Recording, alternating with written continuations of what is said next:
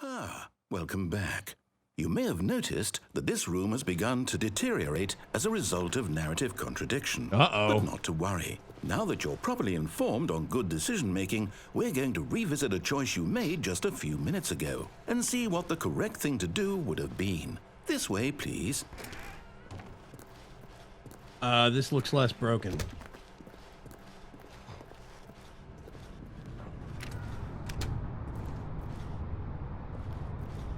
Over here. Oh, they put railing up. Now that we know your choices are meaningful, we can't have you jumping off the platform and dying. Imagine the main character dying senselessly halfway through the story. That story would make no sense at all. We just need to get you home as soon as possible before the narrative contradiction gets any worse. Unfortunately, it seems this place is not well equipped to deal with reality. Okay, I have to go this way.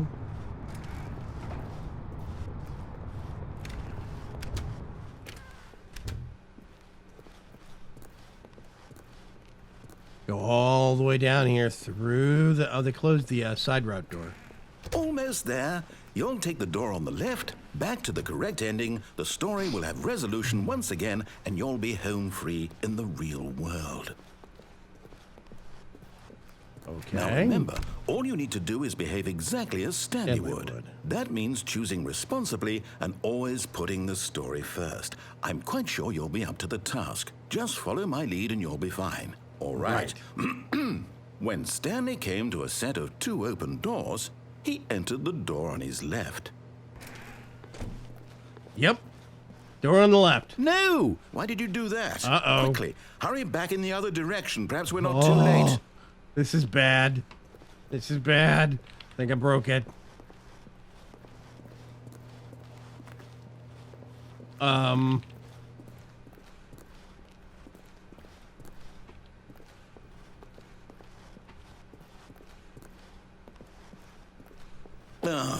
it's Whoops. ruined. I can't believe, after everything we talked about, that my story, you've destroyed my work. Why? For what? What did you get out of that? What did you think was so special about seeing the game undone, left here like so much garbage? It's worthless now. And what am I supposed to do? Even if there were a way to continue, would it be worth it? To know that my story is now incorrect? How can I go back to that?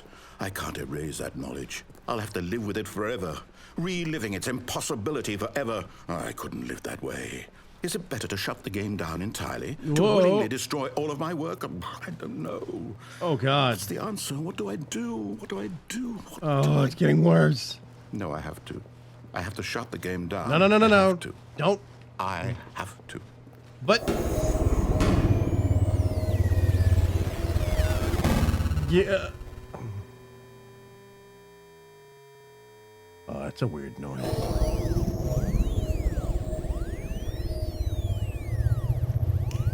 Oh, God. Oh, I'm here. I'm still here. Here in this pile of rubbish.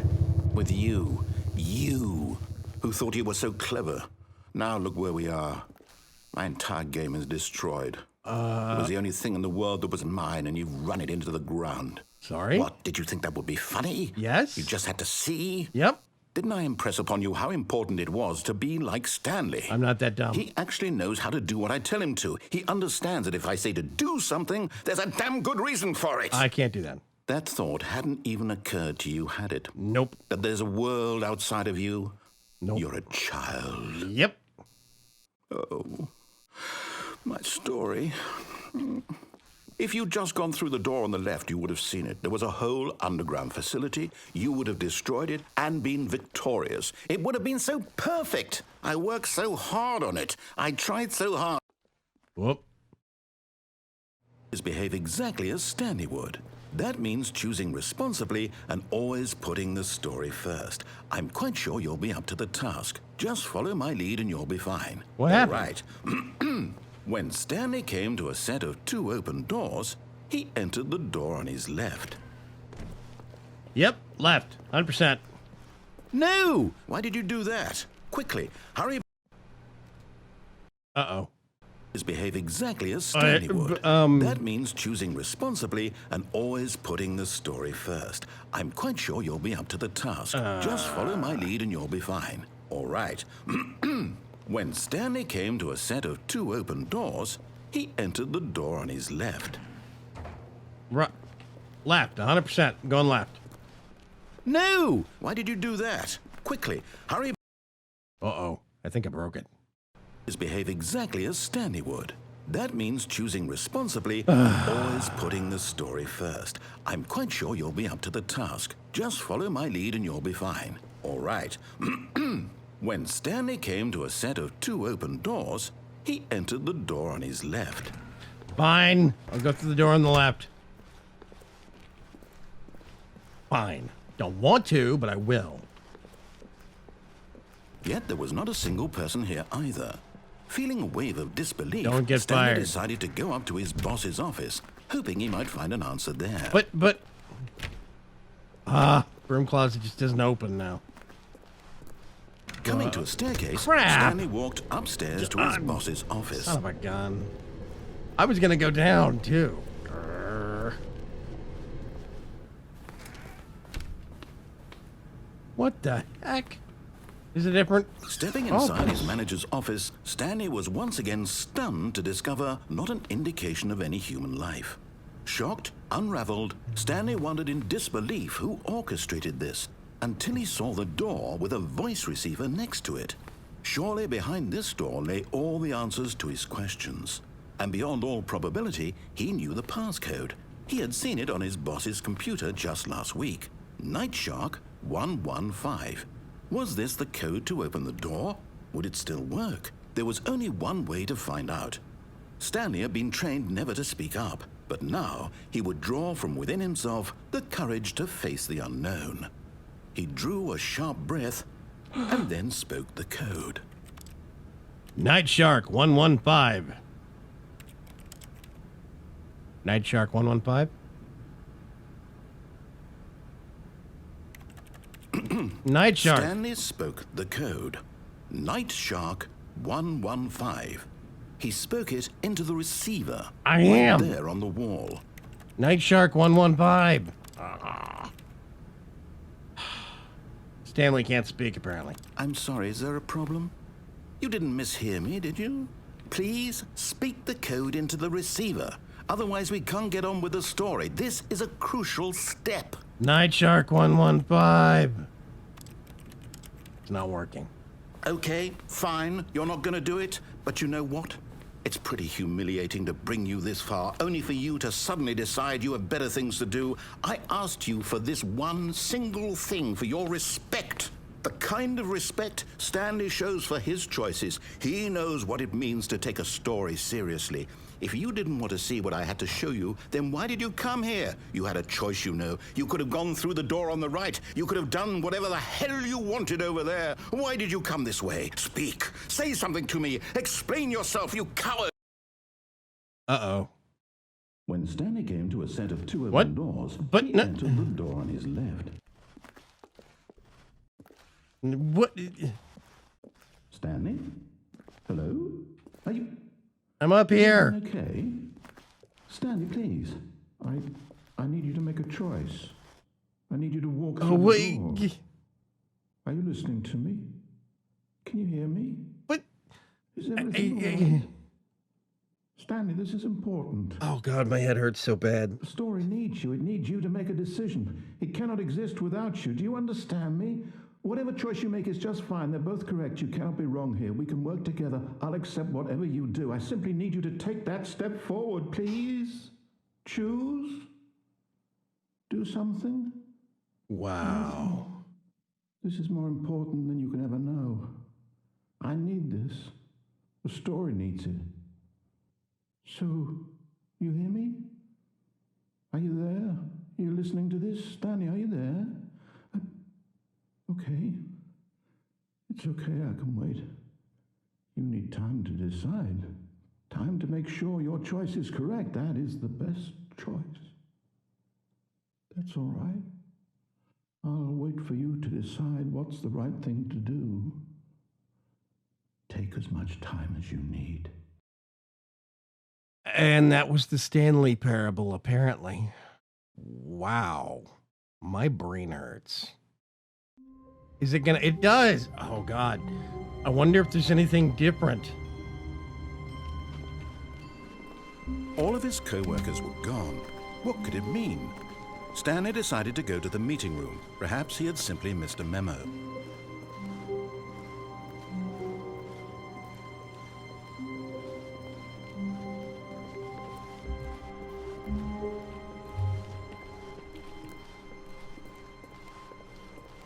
I keep expecting something to happen in When these Stanley tunnels. came to a set of 2 open doors, he entered the door on his left. But... Okay, I'm going this way. This was not the correct way to the meeting room, and Stanley knew it perfectly well. Perhaps he wanted to stop by the employee lounge first, just to admire it. Standing now in this incredible room, Stanley for the first time understood true happiness.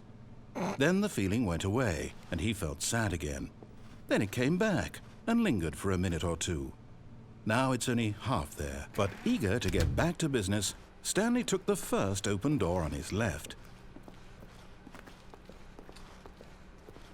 Okay, I've got 2 ways I can go. I haven't And gone... so he detoured through I've the been that maintenance way. section, walked straight ahead to the opposite door, and got back on track. Yeah, okay, so this gets you back on track. Yet there was not a single person here either. Feeling a wave of disbelief, Stanley decided to go up to his boss's office. Hoping he might coming to a staircase, Stanley walked upstairs to his boss's office. Ooh! But Stanley just couldn't do it. He considered the possibility of facing his boss. Admitting he had left his post during work hours, he might be fired for that. And in such a competitive economy, why had he taken that risk? All because he believed everyone had vanished? His boss would think he was crazy. And then something occurred to Stanley. Maybe, he thought to himself, maybe I am crazy. All of my co-workers blinking mysteriously out of existence in a single moment for no reason at all. None of it made any logical sense. And as Stanley pondered this, he began to make other strange observations. For example, why couldn't he see his feet when he looked down? Why did doors close automatically behind him wherever he went? And for that matter, these rooms were starting to look pretty familiar. Were they simply repeating? No, Stanley said to himself, this is all too strange. This can't be real.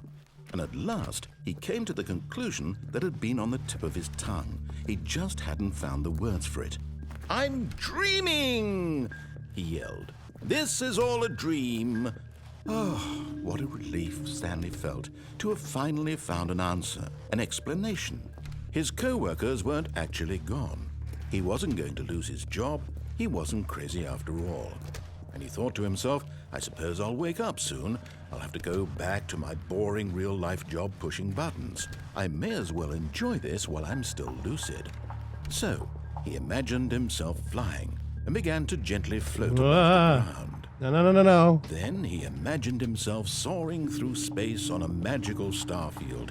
And it too appeared. It was so much fun, and Stanley marveled that he had still not woken up. How was he remaining so lucid? And then perhaps the strangest question of them all entered Stanley's head. One he was amazed he hadn't asked himself sooner. Why is there a voice in my head dictating everything that I'm doing? That's a good question. That's a really good question. Now the voice was describing itself being considered by Stanley, who found it particularly strange. I'm dreaming about a voice describing me, thinking about how it's describing my thoughts, he thought. And while he thought it all very odd and wondered if this voice spoke to all people in their dreams, the truth was that, of course, this was not a dream. How could it be? Was Stanley simply deceiving himself, believing that if he's asleep, he doesn't have to take responsibility for himself? Stanley is as awake right now as he's ever been in his life. Now, hearing the voice speak these words was quite a shock to Stanley. After all, he knew for certain, beyond a doubt, that this was in fact a dream. Did the voice not see him float and make the magical stars just a moment ago? How else would the voice explain all that? This voice was a part of himself too. Surely, if he could just... He would prove it. He would prove that he was in control, that this was a dream. So he closed his eyes gently, and he invited himself to wake up. He felt the cool weight of the blanket on his skin. What? The press of the mattress on his back. The fresh air of a world outside this one. Let me wake up, he thought to himself. It's not going to work. I'm through with this dream. I wish it to be over. Let me go back to my job. Let me continue pushing the buttons. Please, it's all I want. I want my apartment, and my wife, and my job. All I want is my life exactly the way it's always been. My life is normal. I am normal. Everything will be fine. I am okay. Didn't work, dude. I'm still in the office. Stanley began screaming. Please, someone, wake me up. My name is Stanley. I have a boss. I have an office. I am real. Please, just someone tell me I am real. I must be real. I must be. Can anyone hear my voice? Who am I? Who am I? And everything went black. Hey. This is the story of a woman named Mariella. What? Mariella woke up on a day like any other. She arose, got dressed, gathered her belongings, and walked to her place of work.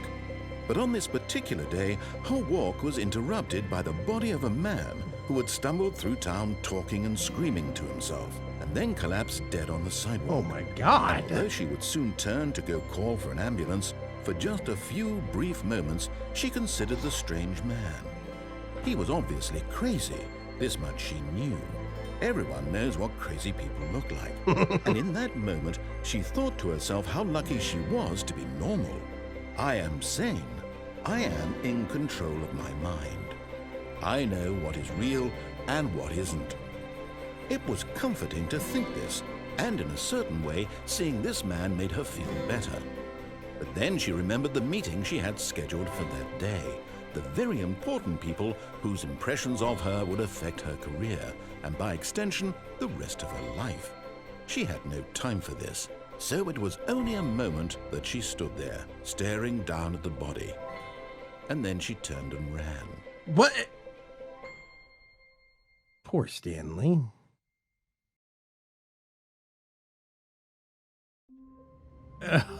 Okay. Well, ladies and gentlemen, that is actually the Stanley Parable. I think I've actually confused this game about as much as I can. Thank you very much for joining me on this quick two-part. Maybe we'll find something else equally as interesting. Bye-bye.